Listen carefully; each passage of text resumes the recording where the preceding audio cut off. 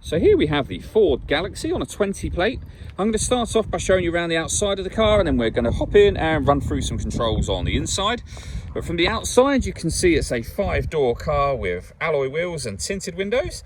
Let's start off inside the boot and then work our way around the rest of the car from there. As we approach the boot, you can see we have reversing sensors. At the moment, all 7 seats are in place. So this is the amount of boot space you have as a 7-seater. The seats are very easy to fold down in this car. The 2 rear ones, just press those 2 buttons and they will fold away.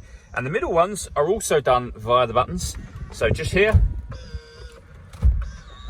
and there you go. That's how much space you can have in total, should you need it. Okay, so we're just going to work our way back round to the front of the car, and then we'll hop in and run through some controls on the inside. But now that we've done a full circle of it, you can see it's in excellent condition the whole way round. Just briefly before we climb in, I think it's well worth seeing the interior from this exterior point of view. There's plenty to run through on the dashboard, so let's hop in and we'll do that right now. Okay, now that we're inside the car, we're going to start with the dials. On the left-hand side, we have the rev counter, and on the right-hand side, the speedometer and the fuel gauge as well.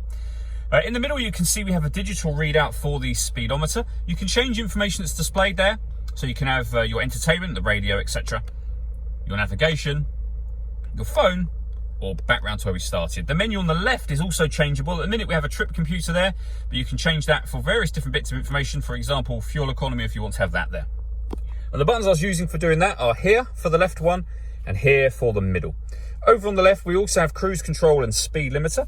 And on the right-hand side, we have stereo and phone controls. The phone controls can only be used after such time as you pair the phone up, which is done on the touchscreen over in the center just here. So at the moment, you can see we're on our main menu. If we press OK on that. When it comes to music, first of all, we have AM, FM and DAB radio, as well as a CD player and Bluetooth audio, so you can stream your music wirelessly as well. This car's also got 2 separate USB inputs. If you plug devices into those, they will appear up on here as well. To pair up your phone, hit this button.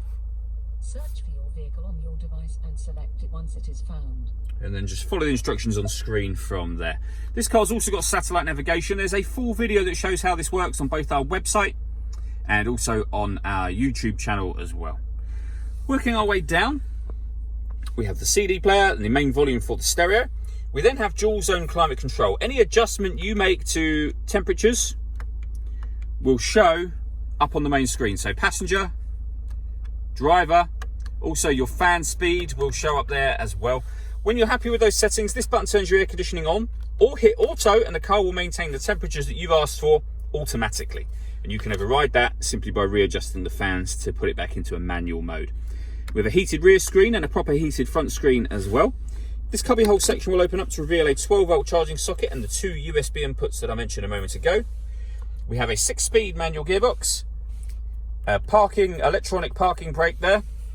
And on the left-hand side, this button turns the parking sensors off, and this one turns the stop and start off. This car is designed to cut out when it's stationary in traffic, which in turn will save you fuel. I've just turned that system off.